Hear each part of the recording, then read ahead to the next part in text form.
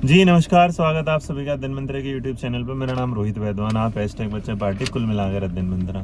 आप सोच रहे होंगे पेपर क्या होगा, तो ये पेपर जो है ये है एक अपील जो है बीएड स्टूडेंट के लिए। अपील क्या है, ये निवेदन है और फिलहाल निवेदन ही किया जा सकता है, उसके बाद उस पर कुछ कार्रवाई होगी, उसके लिए हो सकता है आपके साथ की भी ज़रूरत पड़े। और देखिए कई दिनों से क्या हुआ कि कुछ चीज़ें ऐसी हैं जो बन जाती हैं, आपको समझाने के लिए मैं कुछ बात बताता हूँ। और मेरा ना हमेशा एक पर्सपेक्टिव रहता है कि मैं शायद सीधा बोल देता हूँ, और सीधे बोलने में ना मैं आपसे कभी धोखेबाजी से कुछ लेना नहीं चाहता। मेरी तरफ से मैं जितना दे सकता हूँ उतना दे सकता हूँ, और ऐसे सिलसिले कई बार। आज एक कार में बैठने वाला सीन मेरी लाइफ में 5 बार हो रहा है, और 5 बार जब हुआ है, क्योंकि इससे पहले मेरे याद है केवीएस का हुआ था, इससे पहले मेरे साथ जब हुआ था बीएड के जो स्टूडेंट थे, जो टीजीटी पीजीटी की एज था, 1 चांस के लिए मैं कोरोना के दौरान, और बहुत बार हुआ, मैं गिनाना नहीं चाहता। लेकिन आज क्योंकि देखिए ऐसा हुआ था, मैंने ये आज के जो लेटर है ये है एनसीटी को दिया।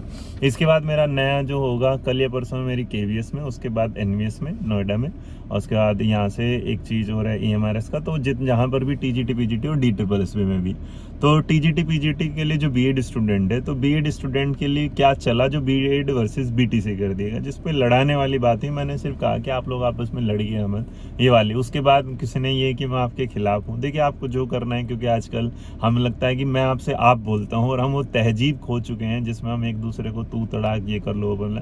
देखिए तो सबकी अपनी अपनी भाषा है, जिसको जैसी भाषा प्रयोग करनी हो करेंगे। लेकिन फिलहाल क्योंकि कुछ काम ना दिमाग से होते हैं, कुछ काम मारपीट से होते हैं, और कुछ काम होते हैं कि बस फेंक दिए जाते हैं, होते नहीं। जो मेरे लिए पहला टारगेट ये हुआ था कि मैं आज एनसीटी ऑफिस में जब मैं पहुंचा, और उसके बाद मैंने सिर्फ एक अपील करी है, और वो अपील ये है कि जो हमारे जो बीएड स्टूडेंट हैं वो जो पीआरटी के लिए तैयारी कर रहे हैं, तो उसके पीछे का रीज़न वो नहीं थे ना, उसके पीछे का रीज़न बीएड वर्सेस बीटीसी था।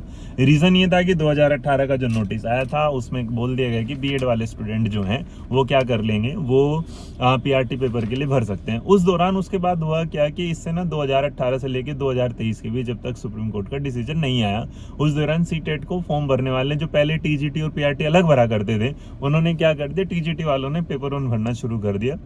इससे रिवेन्यू भी जनरेट हुआ, और उसके अलावा सीटेट के साल में 2 बार पेपर होते हैं, और उसके बाद क्या हुआ, नंबर ऑफ कैंडिडेट बढ़ते बढ़ते बढ़ते चले गए। उसके बाद दिक्कत ये थी कि बीएड वाले स्टूडेंट अपने पे स्केल को छोड़ के नहीं जाना चाहते थे, क्योंकि टीजीटी में पे स्केल ज़्यादा। बट इशू ये था कि उनके कॉम्बिनेशन का बहुत ज़्यादा पंगा हुआ करता था, और जो कॉम्बिनेशन का पंगा था, किसी का सब्जेक्ट नहीं मिलता था, किसी का कुछ नहीं मिलता था, और इसकी वजह से उन्हें एक आस लगी इस बात के साथ कि वो पीआरटी का फॉर्म भर दें। और 2018 की अधिसूचना के बाद एनसीटी की अधिसूचना से शुरुआत हुई थी, वहां से हुआ, और अचानक से अगस्त में क्या हो जाता है कि माननीय सुप्रीम कोर्ट का निर्देश आ जाता है, आदेश आ जाता है कि अब पीआरटी स्टूडेंट जो हैं, जो वो हैं, उसके लिए बीएड वाले स्टूडेंट एलिजिबल नहीं होंगे। तो अब उसके बाद क्या हो, गिनने को तो देखो 2018 से 2023 तक से 5 साल हुए, लेकिन 5 सालों को तो आपने गिन लिया, बट उस बच्चे ने 5 सालों के दौरान ना अनगिनत मेहनत करी, और उसकी वजह से वो उसका दिल और दिमाग इतना बुरी तरीके से टूट गया है कि वो करे तो क्या करे। अब उसमें कुछ उल्टा सीधा भी कर देता है, और टीचरों को भी कुछ बोल देता है, उस बात को रखते हैं साइड में। बट मेरी आज एक अपील ये रही थी कि जो लाखों स्टूडेंट जो देश के सुनहरे अवसर और सुनहरे शिक्षक बन सकते हैं, उनके लिए एक कमी होगी, वो अब शिक्षक बनने के दायरे से अपने आप को बहुत दूर समझते हैं। और उसके पीछे रीजन है टीजीटी पीजीटी का जो है ना वर्स्ट जो कॉम्बिनेशन मांगा जाता है, जिसको कोई रेयर केस में है ना बहुत कम लोग पूरा कर पाते हैं, जहां यूपी और हरियाणा या बिहार के कुछ सब्जेक्ट होते हैं, लेकिन सब लोग वो भी नहीं कर पाते। दिल्ली यूनिवर्सिटी वाला तो बच्चे के लिए बड़ा इशू ही है। इसमें कुछ लोग हैं, लेकिन इस दौरान बीटेक वाले स्टूडेंट, जो बीटेक स्टूडेंट थे, उन्होंने बीएड कर लिया। अब बीटेक और बीएड के कोई कॉम्बिनेशन से आप ना टीजीटी पीजीटी टीचर नहीं बनते, लेकिन बीटेक में अगर आपने मैथ पढ़ा था तो एटलीस्ट हमें ये मौका दिया जाए कि हम मैथ के टीचर बने। जैसे बीपीएससी ने पीआरटी का फॉर्म भरवाया, और पीआरटी के फॉर्म में उसने सीडीपी ना पूछ के जीएस पूछ लिया, तो ठीक है, क्योंकि बच्चे ने क्या किया, जीएस पढ़ा है। तो उसी तरीके से अगर बीटेक वाला बच्चा मैथ पढ़ के अपने पेपर को पास कर सकता है, तो आप उसे मैथ पढ़वा लीजिएगा, बट यहाँ पर उसे एक चांस तो रहेगा कि वो पेपर फॉर्म भर सकता है। अब जैसे सब्जेक्ट कॉम्बिनेशन नहीं होता, वो परेशान और उनकी डिग्री भी हो जाती है खराब। तो पहली डिमांड ये है कि बीएड और जो बीटेक वाले स्टूडेंट हैं, उनका सब्जेक्ट कॉम्बिनेशन इजी कर दिया जाए। जो भी उनमें एक सब्जेक्ट है, चाहे उन्होंने मैथ पढ़ा हो, चाहे इसमें कोई भी ऐसा कंप्यूटर पढ़ा हो, या तो उसके लिए एलिजिबल हो जाए। दूसरा, बीकॉम और बीएड वाले स्टूडेंट का कॉम्बिनेशन नहीं बनता, क्योंकि बीकॉम जो है वो कॉमर्स जो है वो 10th में और उसमें शुरू नहीं होता। तो इसलिए अगर उन्होंने इकोनॉमिक्स पढ़ा हो, इंग्लिश पढ़ा हो, हिंदी पढ़ा हो, जो भी पढ़ा, तो उसके बेस पर उन्हें क्या करते उस कॉम्बिनेशन को हटा के उनके लिए भी आसान कर दिया जाए कि वो भी टीचर बन पाए। तीसरा था जो जनरल बीएससी हैं, जो ऑनर्स वाले बच्चे होते हैं, जो सब्जेक्ट में भाई एक ही सब्जेक्ट को 3 साल पढ़ते हैं, कहीं कहीं पर 2 सब्जेक्ट का कॉम्बिनेशन मांग लिया जाता है उगड़। जैसे अगर आप उसमें जाएंगे केंद्रीय विद्यालय एनवीएस में, तो वहां पर आपके सामने क्या था, आपको ज्योग्राफी के साथ हिस्ट्री की जरूरत पड़ जाती है, तो बड़े पंगे वाली बात हो जाती है।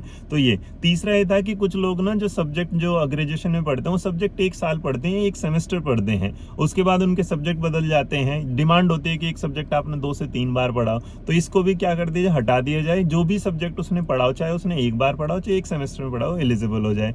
उसके अलावा ये है, क्योंकि जो टीजीटी वाले बच्चे हैं उनकी एज का भी ऐसा है, क्योंकि वो इतना टाइम बीएड में लगा देते हैं, उसके बाद ग्रेजुएशन, तो उनका जो एज है उस फैक्टर को बढ़ा जाए।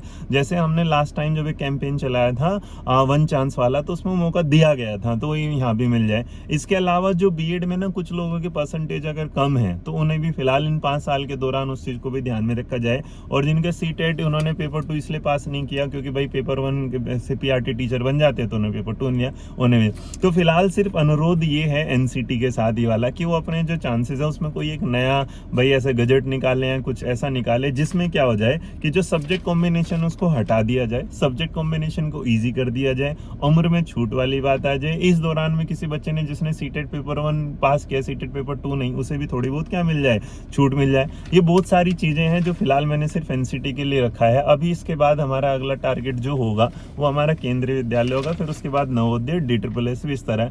तो जहां जहां मैं बीएड स्टूडेंट के लिए जो जो कर सकता हूँ, और मैं अभी भी एक बात क्लियर कर दूं, इस बात को मैं बार बार ना तो क्लियर करना चाहता ना बताना, और इसलिए मैंने मेरे अगेंस्ट बहुत सारी वीडियो है, मैंने एक वीडियो का रिप्लाई इसलिए दिया था क्योंकि वहाँ जो क्वालिफिकेशन है उस पर डाउट था, मैंने सिर्फ वो क्लियर किया। बाकी जिसको ऐसा लगता है कि उन्हें मेरा नाम लेने से उन्हें कुछ ऐसा लगता है कि वो मेरे खिलाफ कुछ बच्चों को कर देंगे, देखिए मैं किसी को अपनाना है खिलाफ नहीं, मेरा काम होता है वो बताना जो सच है, मैंने सिर्फ वो आप लोगों के सामने रखा।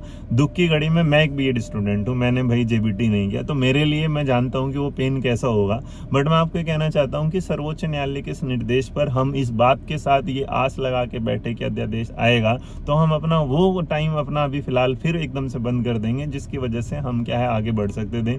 फिलहाल जो भी है, जैसे बीपीएससी के चेयरमैन ने भी आज बोला था ये वाली बात कि भाई जो भी कोर्ट का निर्देश होगा वही फाइनल होगा, तो सब लोग रिजल्ट रोक लेंगे, बात रोक लेंगे, लेकिन आदेश एक ऐसी चीज है जो सामने लगी हुई है जिसपे किसी का भी कोई सवाल अभी उठ ही नहीं रहा, कोई इस पे कोई जवाब ही नहीं दे पा रहा है। सब लोग क्या है, बस एक छूट जाता है कि जो माननीय सुप्रीम कोर्ट का निर्देश है उसी को क्या करना पड़ेगा पालन, बाकी जो राज्य सरकार है या एनसीटी कहती कुछ।